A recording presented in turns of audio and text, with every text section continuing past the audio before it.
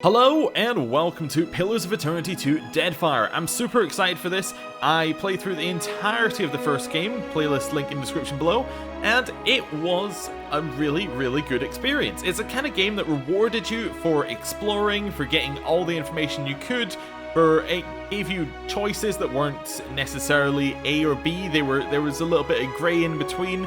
There were solutions that you could get that would lock out other solutions. There was all kind of cool stuff. What really excites me is that when we played the DLC, it got better. Like, they really ramped it up. They fixed a lot of the issues, and this is why I'm super excited for this, because they know that there were issues, and this is going to be like the polished, brilliant adventure that the first one promised. So, we're going to jump right into the game. I'm going to be playing on Veteran, because I want a little bit more challenge than Classic, but don't want to go too far. Path of the Damned is a little bit, it's a little bit too much. Veteran is going to give us a challenge. It's going to be alright. It turns off scaling when you put on Veteran, so that's fine, and we're just going to go into the game itself.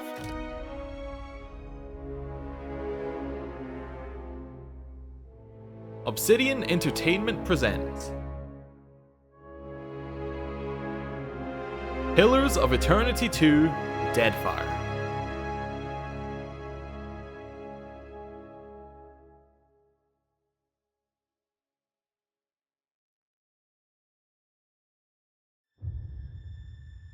Aora, a world where mortals live, die, and are reborn through the turning of the wheel.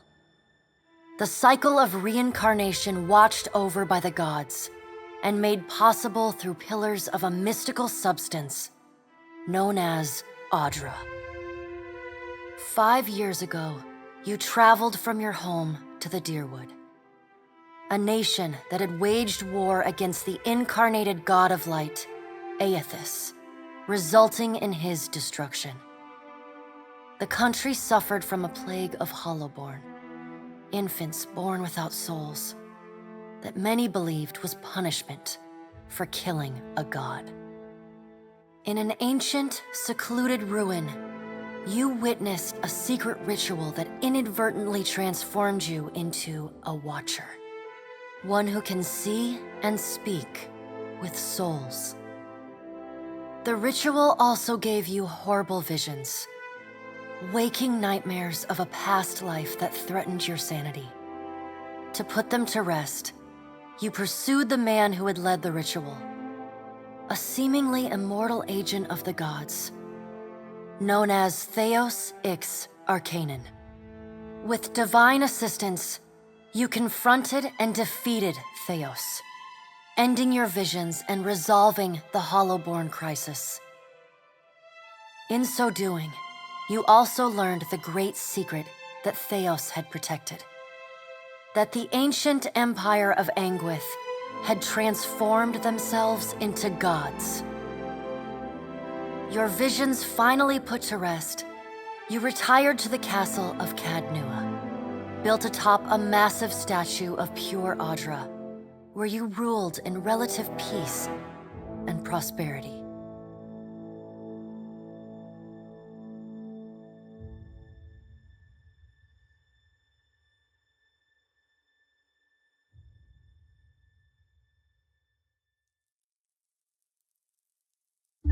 Made a nice story. You fixing up that old keep, lifting the curse. Must have told it 100 times. But something got to gnawing at me. Thinking the spirits there weren't really at rest. But maybe the gods weren't finished with us.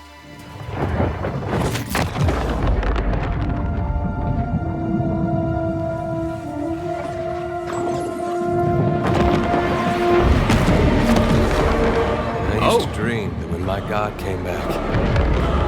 He would forgive us.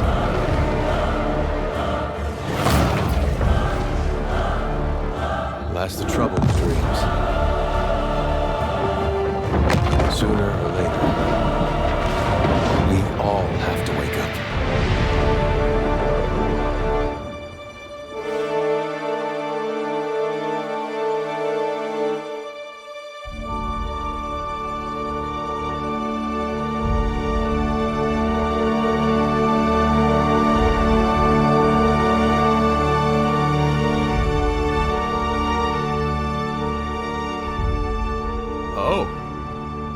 so you wake to a sleepless world. The in-between of life and death. That is crazy. Maybe. Follow your memories. You have been here before. Yeah, I wonder if there were any hints to that in the Endless Paths in the first one. I think there were a few. Interesting. You have seen past the shroud. You are a watcher now, and a watcher you will stay. Okay, so that was right at the start of the game. Sees souls, knows their pasts, and the souls see them back. I think that was Act 1 as well. Yeah, so it's kind of showing us the journey through the first game. Interesting. Also, we do appear to be a dubious spirit. honor, inheriting a fortress both broken and cursed. That's the statue at Caed Nua. I wonder whether that was us being crushed by the giant statue. I imagine probably it was. What is a god? A higher power? A rewarder of good deeds and punisher of the wicked? Yeah, that was Theos. The gods aren't real, but something else entirely. Something created by people.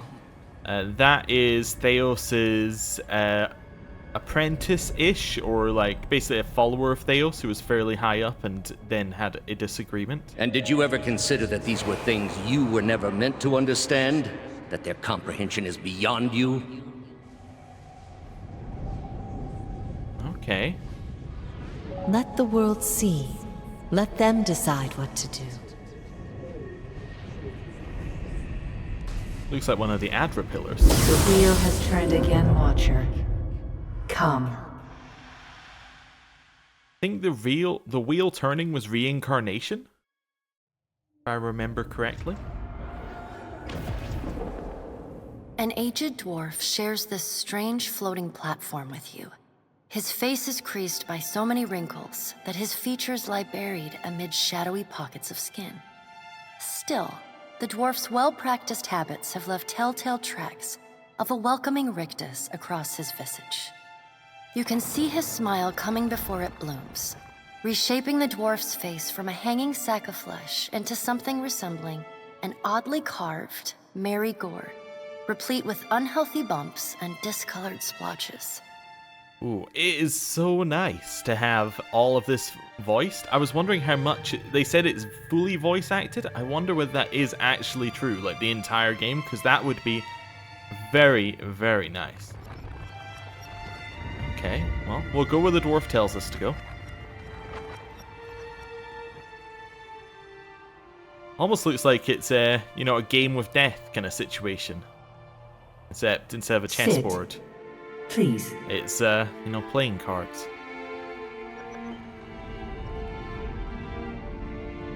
Thank you for joining us, Watcher of Caed Nua.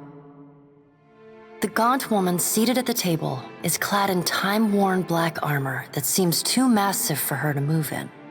A pale, slender neck rises from the gorget, topped by a hollow face. The milky skin stretched across it is delicate and translucent, like parchment that has been scraped clean too many times. She is preoccupied with the arrangement of cards on the table between you. With each movement, her armor squeaks and groans as though bearing an incredible weight. She places a final card, gives a nod of satisfaction, and raises her eyes to meet yours. Your brush with the divine has drained you of your powers, fractured your memories. Look upon these cards. They represent the courses of your life. You alone know best how they flowed. Arrange them to fit what you remember. So, this is where we go through the events of the first game. But there is another option. We can import our save, and that is what we're going to do.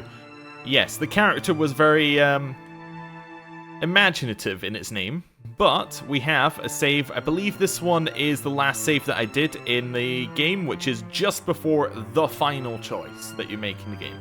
So, we will load that one. Does everything appear to be in order? Yes. Good. Welcome to the Beyond. I am Berath. One half, anyway. She points a finger in the direction of the dwarf who led you here. Though the movement is slight, her gauntlet squeaks like a rusty hinge. Now, I see that this is highlighted. Can we hover for more information? Alright. Berath, god of death, cycles, doorways, mortality, and inevitability.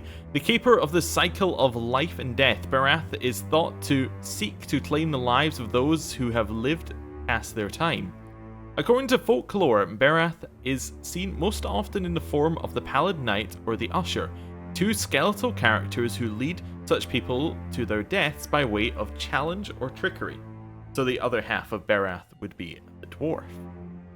The dwarf's rictus returns as he nods in the woman's direction.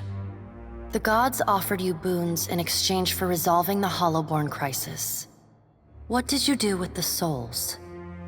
Now, we vowed to aid Helia, who was another god, the goddess of the sky, maternity, creativity, birds, song, invention, language, and the arts. Not known to take a particular physical form, but thought to be present in birds of all kind. And we did what we said we were going to do with her. We restored the souls to the Hollowborn. Tell me, do you remember when we last met? Well, yes, because we spoke with all of the gods in the Hall of Stars. You did. She places a card on the table, showing a tall tower with the gods' constellations arrayed around it in the sky. She places a card in the middle of the arrangement, a bell tower with no bell. Her fingertips slowly drag away from the card, faintly creaking as they retreat across the table. If I remember right, that was Grieving Mother's bell tower, which she dreamed about, and where I think it was the birthing bell or something like that.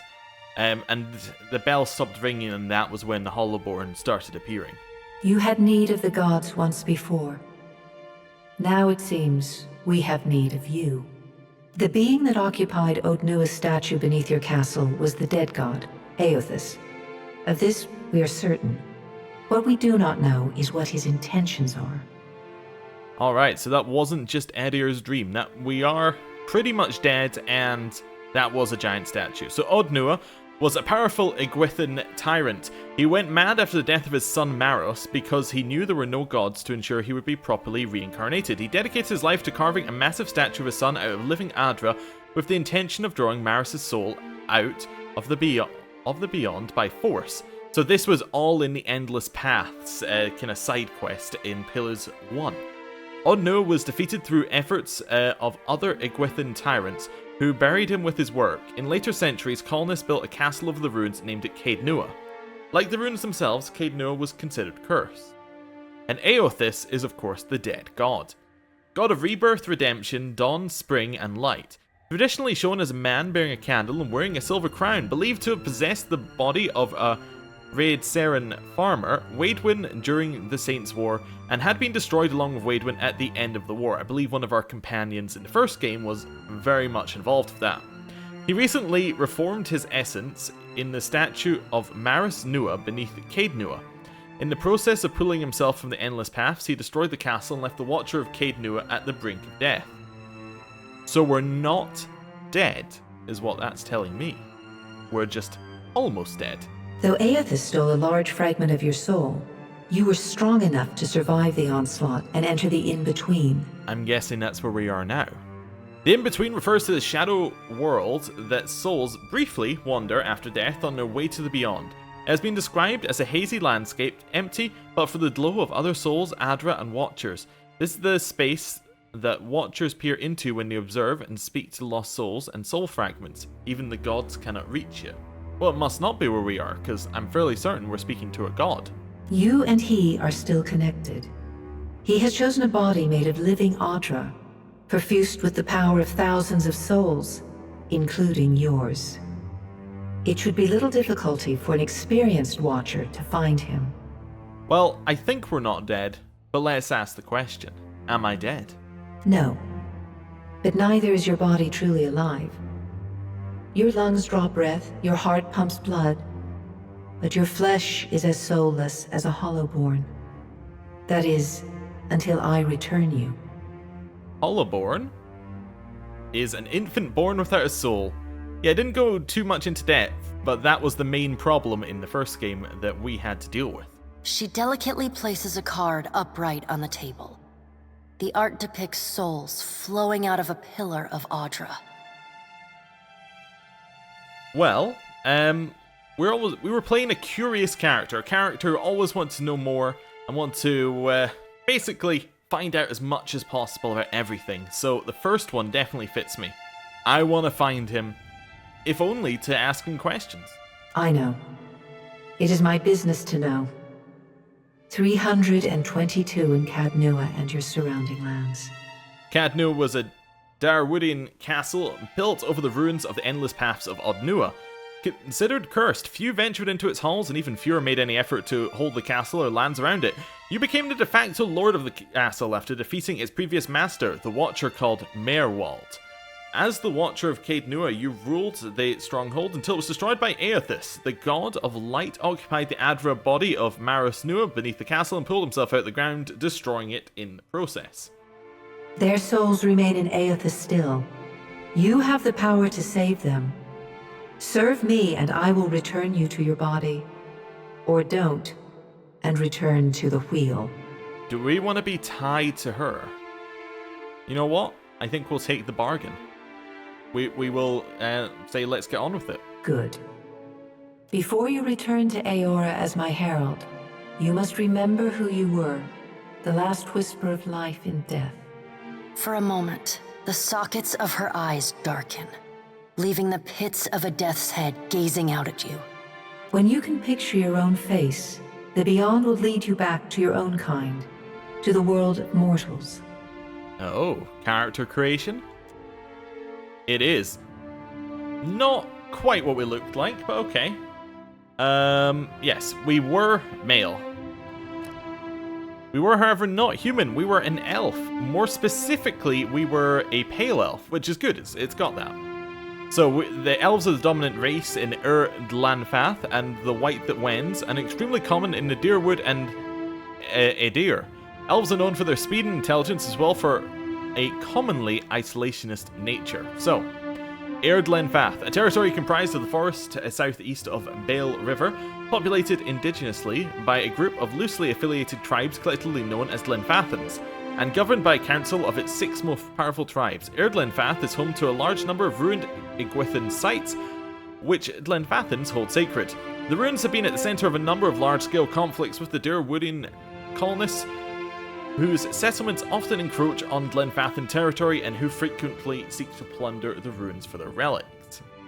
I also believe it was a Glenfathan ruin, a Gwithan ruin, that we started the first game by accidentally making our way into. What's this one? Just out of curiosity. Oh, it's probably Portrait or something. Anyway. So Deerwood. A colonial nation founded by settlers from Adir Empire. Following a series of conflicts with Adir, the territory became independent in 2672. AI, I guess, and is now ruled by a duke who is elected by 7 earls that oversee its earldoms. Also, we get our first kind of stat stuff. So what? Oh, we can't look at stats yet. Oh, we can only look at perception. Okay. Oh, cool. It tells you kind of what perception is. So perception contributes to accuracy and reflex defense. Perception represents a character's senses as well as their instinctive ability to pick up on details such as detecting traps or hidden objects. So I like to have a really high amount of perception because really what we want to do is, 1, accuracy is amazing, reflex defense is pretty good, but being able to pick up on details, all that sort of stuff, that's pretty cool. It's not telling us about dexterity right now, but that's alright. So, next. We are going to be a pale elf. The other option is a wood elf, but we were a pale elf in the first one and we'll keep it fairly consistent. It's unclear how long ago the pale elves, Dlamfelin, came into the southern polar regions of the world, but they have lived there for at least 12,000 years based on their continuous contact with Amoa traders. They are one of the most stationary ethnic groups in the known world, migrating within the polar region, but seldom venturing far north. They are rare in northern lands, and most people consider them exotic if they have seen one at all. +1 dexterity and +1 perception. So dexterity is the character's action speed with all attack spells, abilities, and contributes to the reflex defense. So dexterity and perception together, pretty good. It represents a combination of hand-eye coordination, swiftness, and overall grace. Okay, and we get another thing. The Pale Elf's long history of living in inhospitable climates have given them an inherent resistance to burn and freeze. Really? Was that in, I don't know if that was in the first game. That'll be a nice addition. Okay, so we're going to stick with Pale Elf. Now, would you like to make a single class or multi-class character? Single class are entirely focused on a chosen class. They gain access to higher levels more quickly. Multi-class can select powers from 2 classes, but gain access to higher level powers more slowly. I want to see what the classes are. So we got the same classes as the first game, I think. Yeah. I think we're going to stick with Rogue, which is what I went with last time. We're going to have a lot of companions who will fill the other roles, and Rogue kind of fits into, it fits into a lot of different parties. We can have the Rogue be a backline kind of ranged character, we can have it be a frontline melee character, we can have it kind of go off and do its own thing.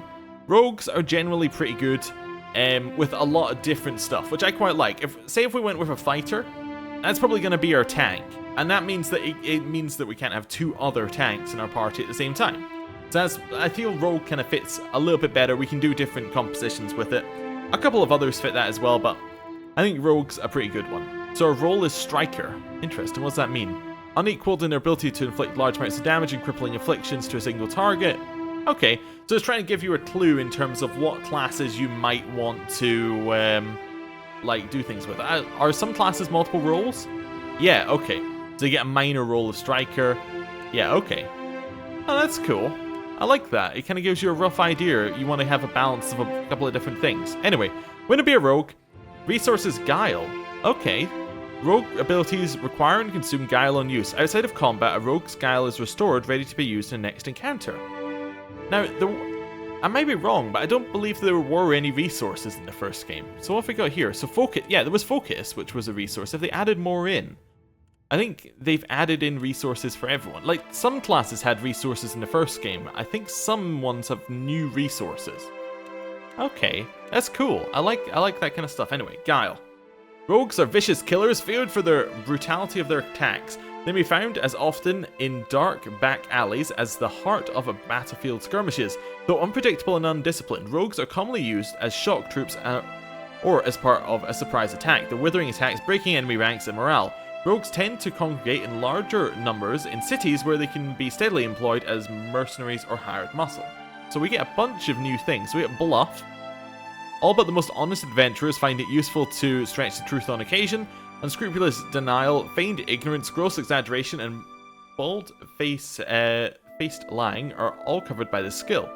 Now, we tended to be quite honest, but we could always switch that up a little bit.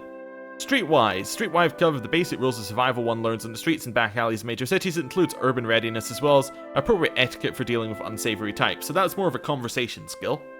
Stealth allows characters of any class to attempt to avoid being seen or heard. It's used automatically when the character is in stealth mode. The higher the character skill, the closer they can get to enemies before being detected. Fairly straightforward. Sleight of hand. Whether you want to lift a few coins from an unsuspecting mark, or plant incriminating evidence, or worse, on an enemy, sleight of hand can get the job done without drawing suspicion. Okay, we'll see.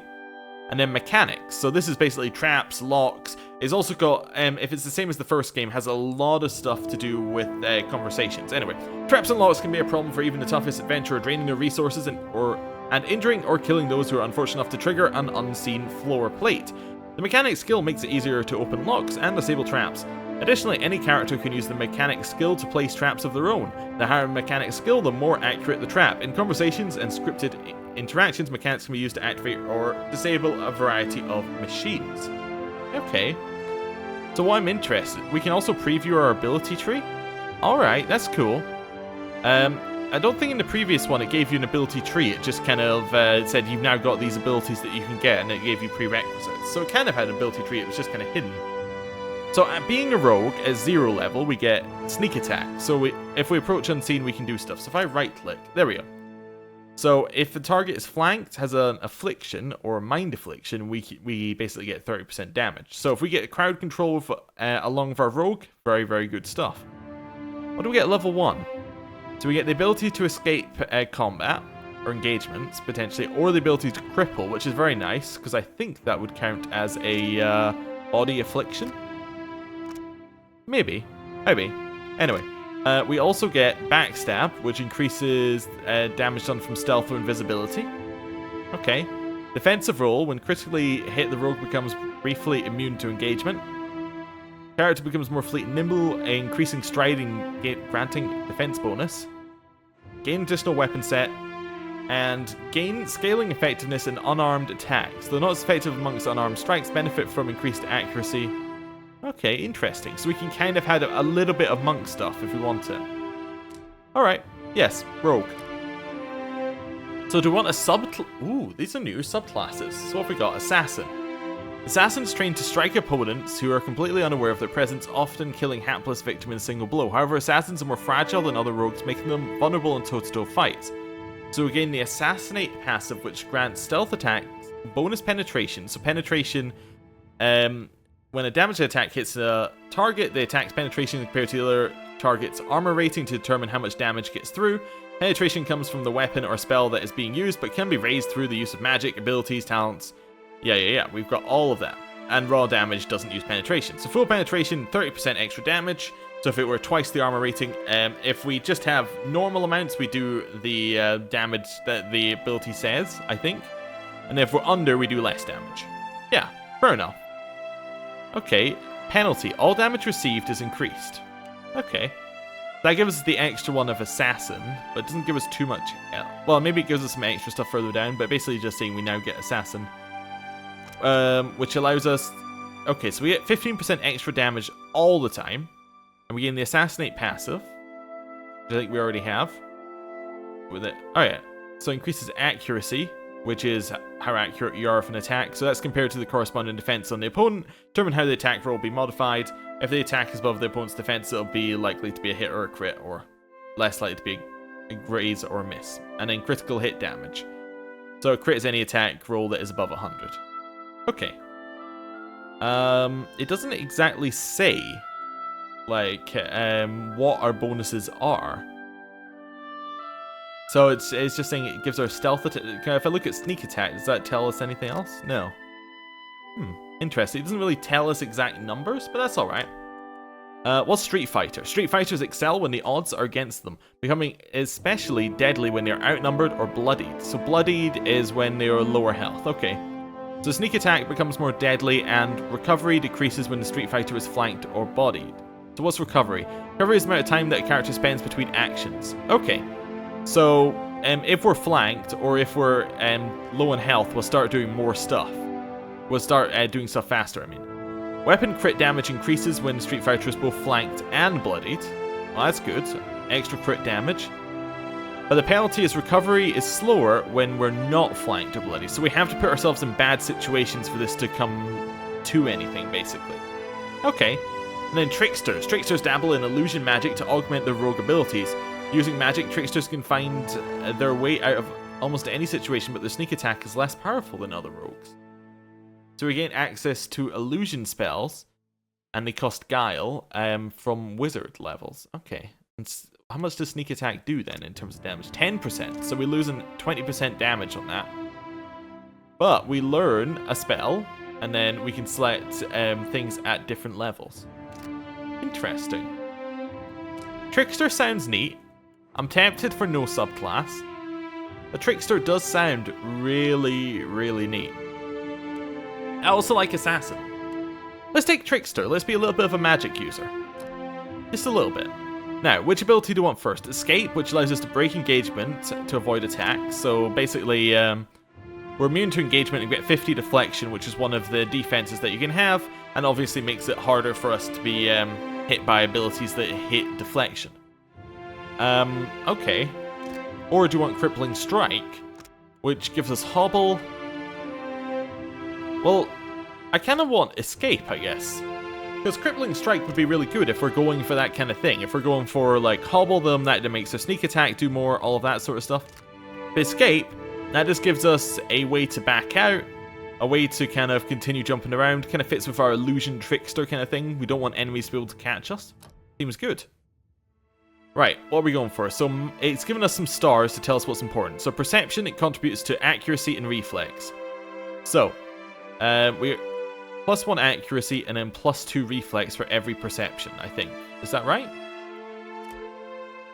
Yes. Okay. Or for every perception over 10, I'd assume. Yeah. Okay, so accuracy is part of almost every attack. It influences how likely the attack is to hit the target. So more accuracy, very, very good for it. And then reflex is our reflex defense. Okay. Dexterity gives us action, speed, and reflex for each one. Might is our damage. So it's our, like, just plain damage. Healing effectiveness, so if we have more might, healing's better on us. And then fortitude defense.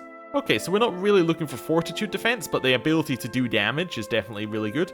Con is something that I don't think we should ignore. It gives us health, percentage health, and fortitude, which I think is really quite useful. Intellect, so that increases the like area of effect and ability duration, and then gives us will, which I think is another defense. Yeah, it opposes attacks that are mentally based, so it stops things like mind control and all of that hitting us. And then resolve is hostile, effect duration, deflection, and will. Okay. So we probably don't need that much resolve. We need I would think that we need a little con. I want perception to be pretty high, because it's also useful outside of combat. So let's say that we're about a 17 on perception to start with, okay? That one works pretty well. Intellect, I think we should be a little bit smart. Let's give ourselves a couple points in intellect. I imagine that's going to help out in conversations as well. Just something that I want to have a little bit of that in there. Might definitely need some, so we'll put it up to like 14. That's going to be reasonable. So we get 12% extra damage and healing, and then some fortitude, which is okay. Do we want percentage health? It's only 5%. It's not that much. We could actually maybe even take stuff out of our health, so that we can get like maxed perception, maybe? We can't even go to max perception. Okay, interesting. Oh no, that's because we have an extra... I think that might be because we have an extra perception from our race. Maybe it doesn't let us. I do want to be a little bit smarter as well, and then let's maybe put an extra in dex. That doesn't seem too bad. We've kind of killed our con a little bit for some extra might and perception. And some extra intellect. Okay. Culture. Okay, where are we from? Now, I think that I was from the White That Wends previously. A large cracked southern expanse of polar ice, the White That Wends is home to pale elves and small colonies of daring explorers, outcasts, and adventurers. While virtually no plant life grows in the White, it is home to many hardy species of dangerous animals that forage from the sea or prey upon each other to survive. I think that's where we're from, and that's where we're going to stay. Yeah, that kind of fits us, because what I was going for is we're a pale elf. They don't usually exit their lands, but we have decided that we are going to. And that's why we're very inquisitive explorer type. Job. Yes, exactly. I took explorer last time, that was it. So we find the siren call of the horizon irresistible. We cannot help but wonder what lies beyond the next hill or wave. We put our life around finding out. So we get survival, which is another kind of conversation stuff, but also gives you information about nature and all that. Diplomacy can be used to negotiate rational and reasonable resolutions to difficult situations. It stresses patience, respect, and sensitivity, and may therefore be despised by the rough edges of Auroran society. And then we also get a little bit of history. A broad skill history covers the commonly accepted narratives of Eora civilizations and how they came to be. As the skill draws from many sources, a measure of folklore has been woven into many stories. Okay. Weapon proficiency. So how many do we get? We get 2. So I'm thinking what we really want to be proficient with is 1, like, kind of melee weapon and 1 ranged weapon. Now if we have a look here, what have we got? So, oh, this gives us extra abilities on the weapon. Oh, okay. What are we thinking? Well, I took Trickster. I do kind of want to be a bow user, I think. I like using bows. What's Overdraw? So, Overdraw... though war bows are outnumbered by hunting bows in the Deerwood, war bows are more popular among professional soldiers and adventurers. With a high draw weight and respectable speed, they possess a power unmatched by magical implements and don't have lengthy reloading times of crossbows and firearms. Okay. So that gives us piercing and slashing damage. It's got some pen. Okay. And unfit for melee. Oh, okay. So what does it mean by overdraw? So if I select that, does it tell us? Proficiency with a weapon or shield grants access to the modal ability for it. These abilities are situationally turned on and off.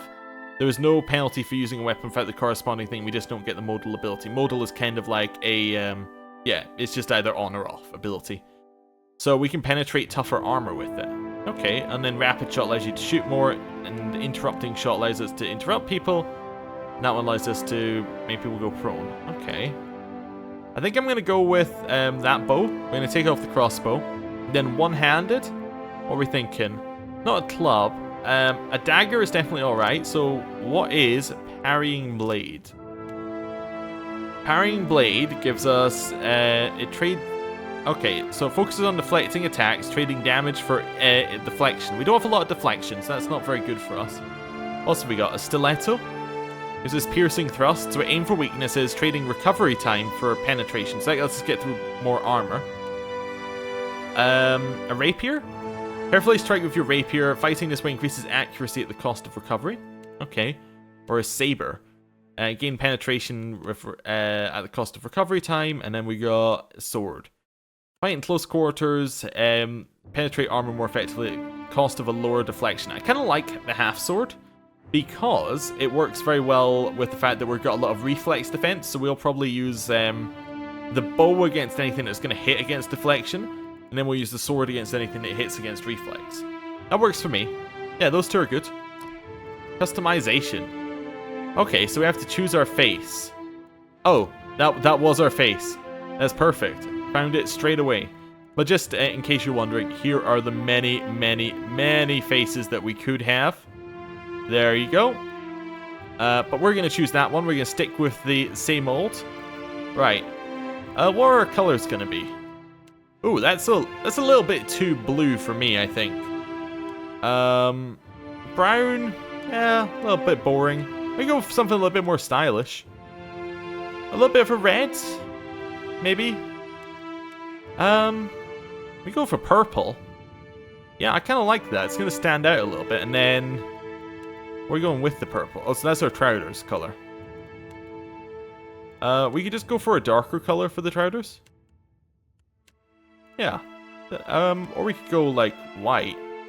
That's a little bit too much. This is going to completely show off how the complete lack of fashion sense I have. Yeah, maybe we'll just go for some darker purple trousers. We're going to go kind of purple. Skin, well, we can choose multitudes. I think we're just going to stick with this one. Yeah, default one seems pretty good to me. Then the hair. Okay. Oh wait, looking at some of that can get a little bit much. I think I like this, the plain kind of grey hair. Like just the... I was kind of looking for darker. Maybe we'll go lighter. We'll go very light. And then secondary hair color. That's kind of like the highlights in the hair, maybe? And maybe we'll go with that. Okay. Head. So we can choose different styles. Oh, that's a little bit demonic. Yeah, I'm, again, going to stick with the first one. What kind of hairstyle are we looking at? Okay, we're not going to see too much of this, but... As in, we're going to see a lot of it, but we're going to see it from top down, maybe a little bit far away. Some of these are a little bit too much. That just doesn't look very good at all, really. We go with that one, that's alright. Almost thinking I want to go shorter. Yeah. I don't know. Maybe we'd have grown out our hair, like, because in theory we stayed at Caed Nua for a while. So let's just say, like, we grew it out, and let's... do we want a large beard? That's the question. Some of these are just ridiculous, but we could go, like... We stayed in Caed Nua, we learned magic, and therefore we got the beard that all wizards should have. Although, actually, that one kind of... That one's more that we were a lord of a realm. I like that. Yeah, okay. We're gonna go with that one. Voice, what have we got? Quick and quiet. Finish them! Onward! No prisoners. Show them how it's done. Take them down. Death to our enemies. Nothing will slip past me. Attack! Yes? Leading the way. Kill them all. Yeah! Easy does it. I kind of like smooth. It's between smooth and cocky for me. Let's go for cocky. Mine. I'll teach you a lesson. No, actually, we're gonna go with smooth, and then our pose. All right, we can go average. Oh, heroic's a little much. punched us. That's just evil. That's the I'm playing an evil wizard. Haha. Roguish. That is something. That is also something. Yeah, okay. Yeah, I didn't want to go on an adventure anyway. What am I even doing here? Stoic's pretty good. I do think that roguish or heroic's a bit much. Average or roguish?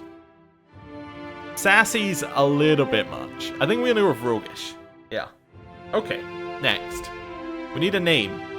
Well, obviously we're keeping the same name, no matter how boring and unimaginative it is. There we go. That's our character. We have a lot of stuff. Oh, wow. So we get to see our abilities. So what's the dazzling one? So it says dazed, minus is their will. Okay. Yeah, so it's just kind of like the daze, I think, is just they can't hit things. So it lowers their might, cannot engage enemies. Engage means that you could run away from them.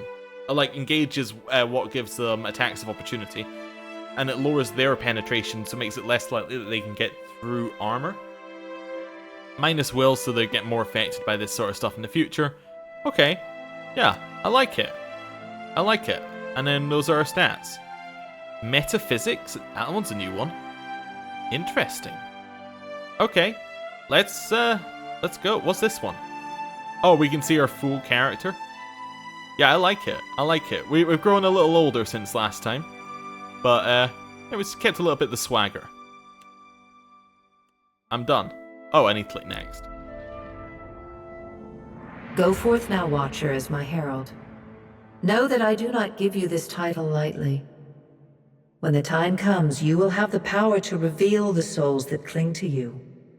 To open the gateway from the in-between to the waking world. I really like how it's got our portrait in there, like, but it's in the same style. That's really cool. Find Aethys. Learn his plans. When I have cause to talk to you, I will summon you. All right then. With a quick gesture of her hand, you feel a sharp pain in what would be your chest.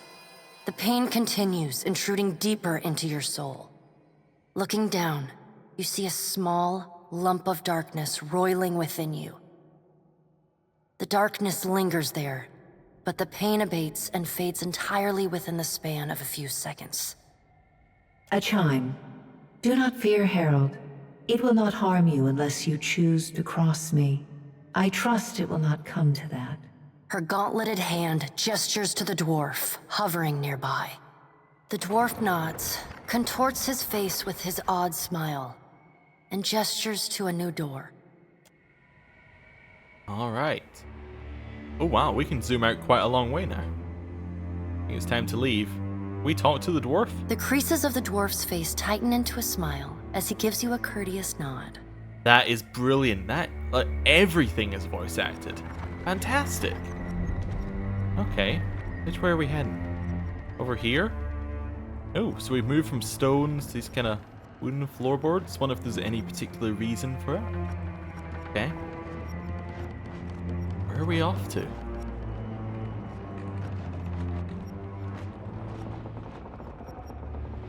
Well, that looks like a ship, doesn't it? Is that Edir?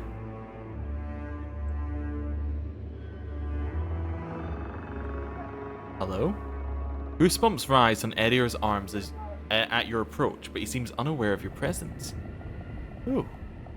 Okay. Get back in our body.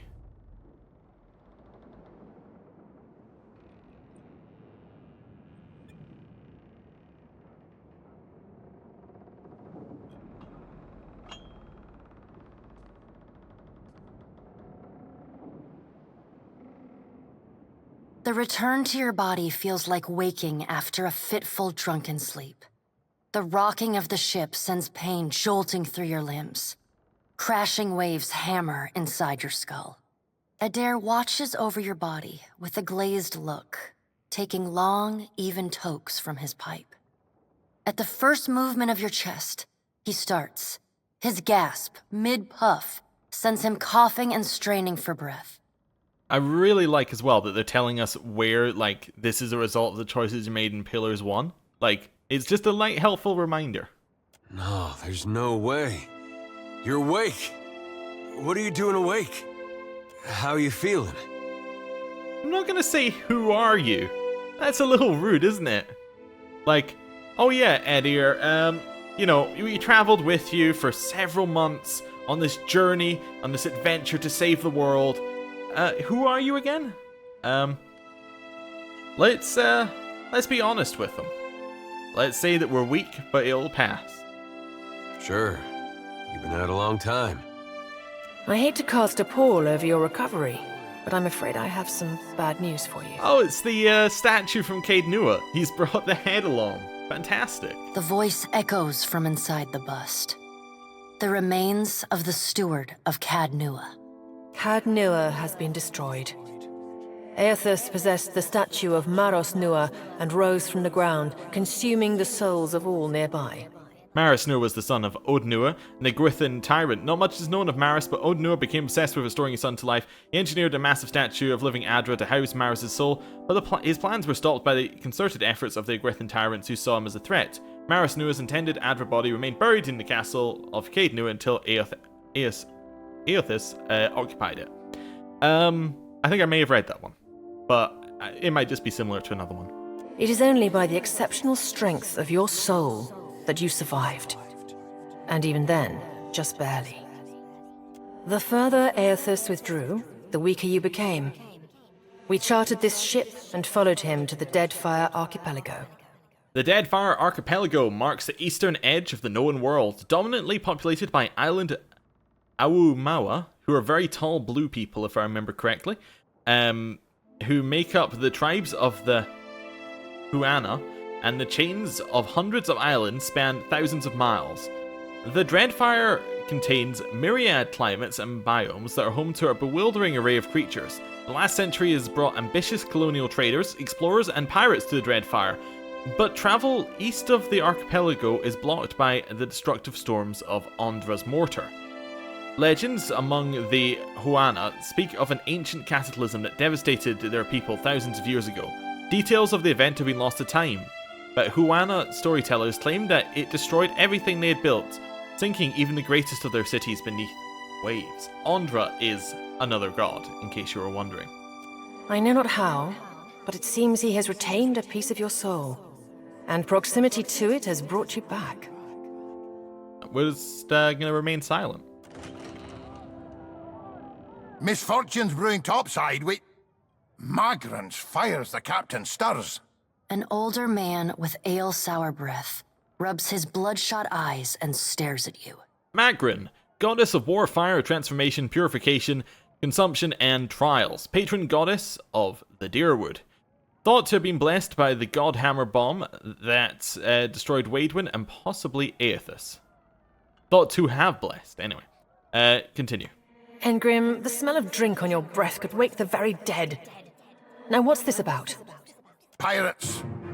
They're demanding parley with you, Captain.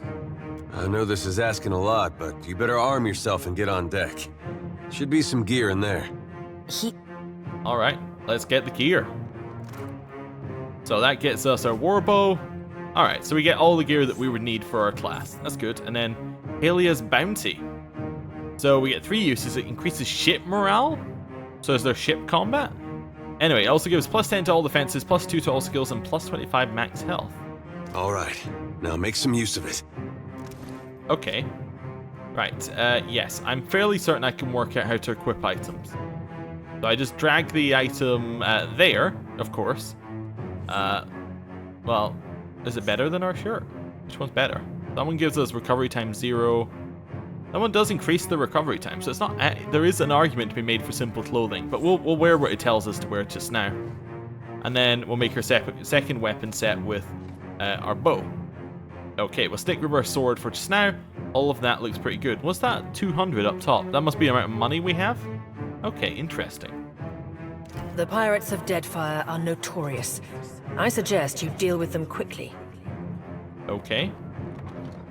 Let's deal with them.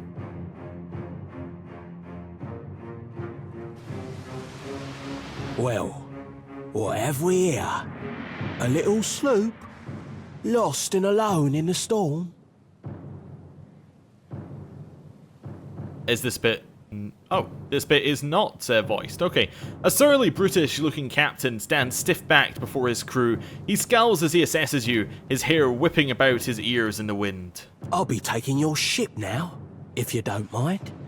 And especially if you do. Well, at least he asked. I am a gentleman of fortune.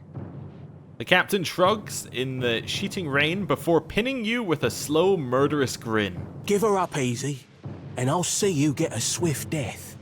It'll be bloody and agonizing, sure. But at least it'll be quick. Okay. Let's try and bargain with them.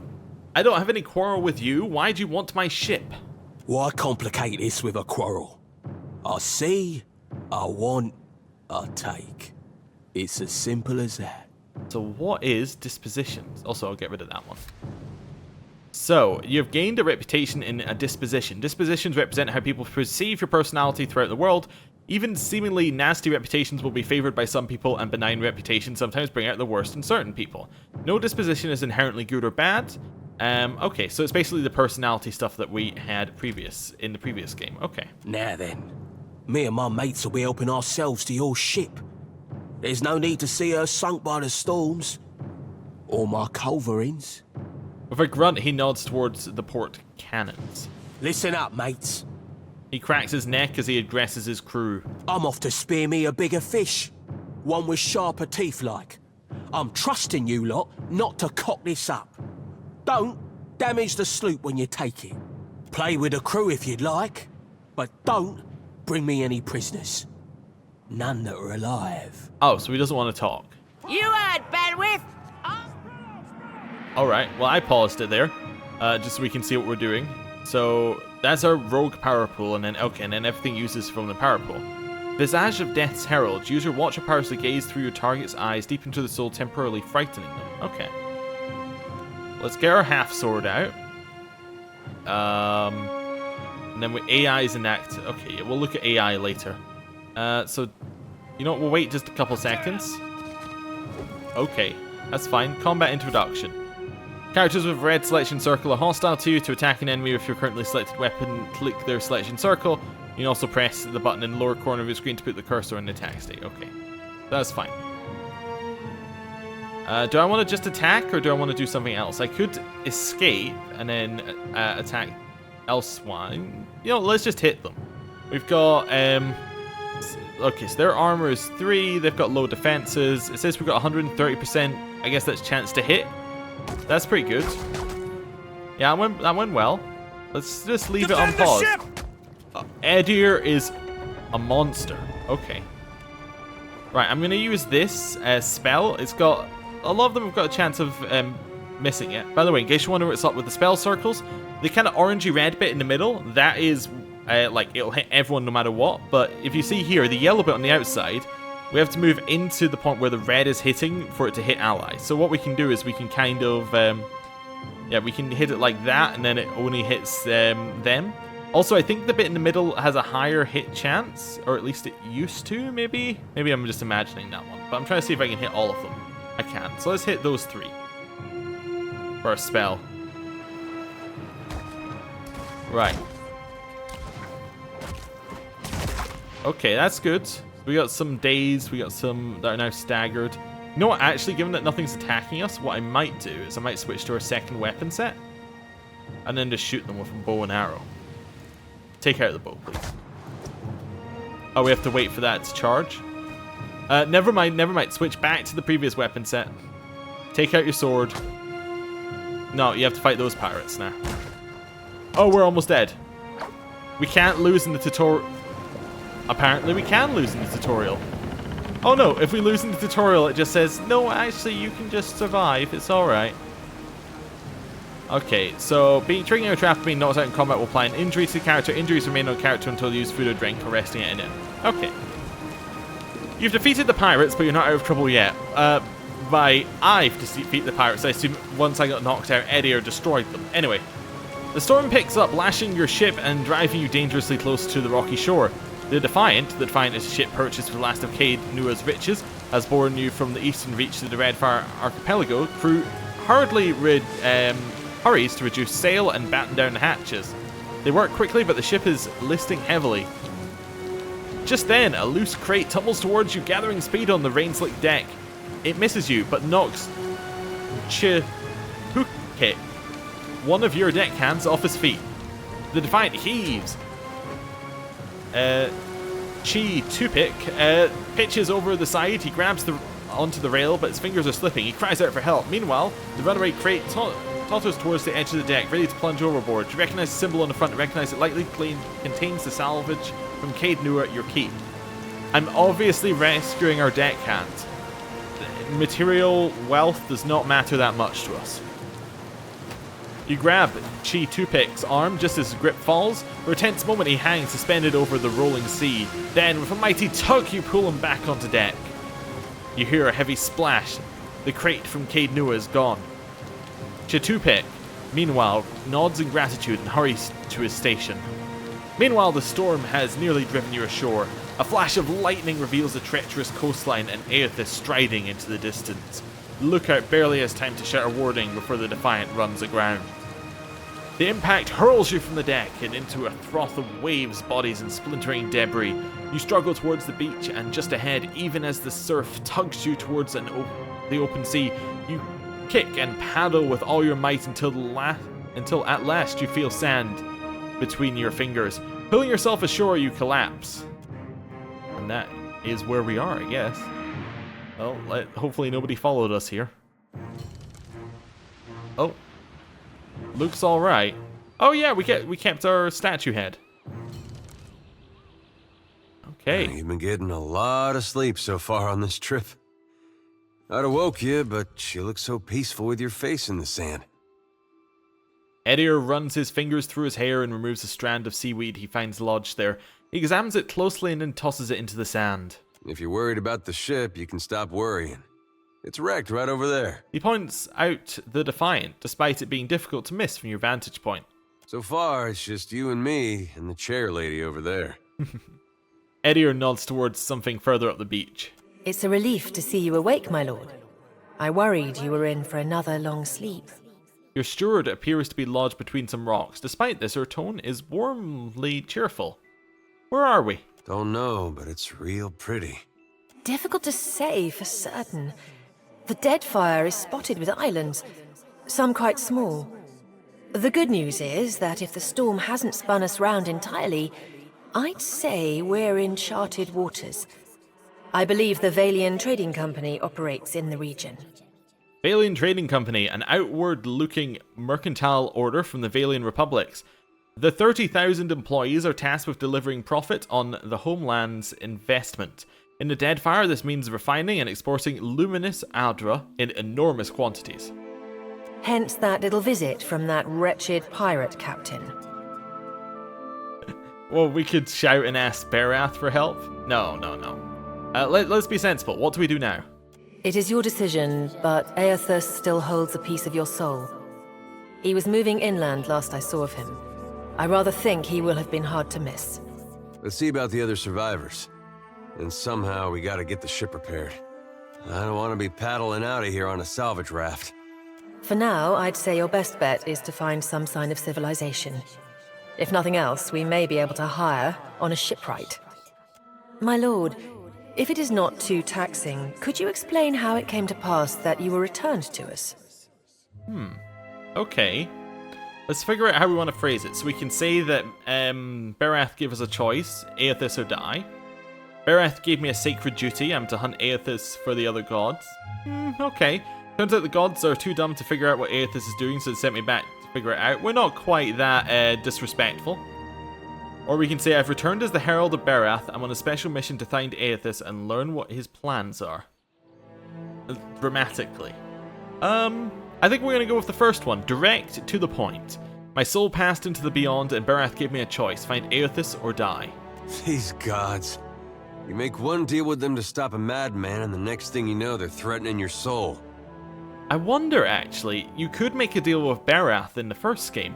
Wonder how that would have affected, your interaction in the second game. I imagine it would have been a lot more courteous, a lot more kind of friendly, because you would have done something for them. Maybe not. That isn't much of a choice. But castle or no castle, you are still my lord, and I will aid you to the best of my ability. Well, I suppose we better get a move on. I'm not going to tell Edier that he can't join my party. No, let's go, Edier. Oh, choose the single class or multi-class for this companion. This choice cannot be changed later. I think Edier is going to be a fighter. We're just going to keep him as he was. That's interesting. We could have him be like a swashbuckler. It doesn't give us the full options, though, to let us know what that means. Okay, I maybe should have looked into them more at the start, but that's fine. I may go back after this episode and go and have a look at all of them, so if we get another companion, I know what's going on. He's not a rogue, he's a fighter. Okay. Do we have to level him up, or did he got the first level automatically? Okay. Interesting. Well, I think I'm going to end the first episode there. We have lost our boat. We have lost our castle. We almost lost our life. But that is where we are. As it is the first episode of the series, I would appreciate it if you liked, comment, subscribed, all that sort of stuff, as it really helps the series grow and helps the channel grow. And I hope that I will see you in the next episode. Thanks for watching. See you then. Goodbye.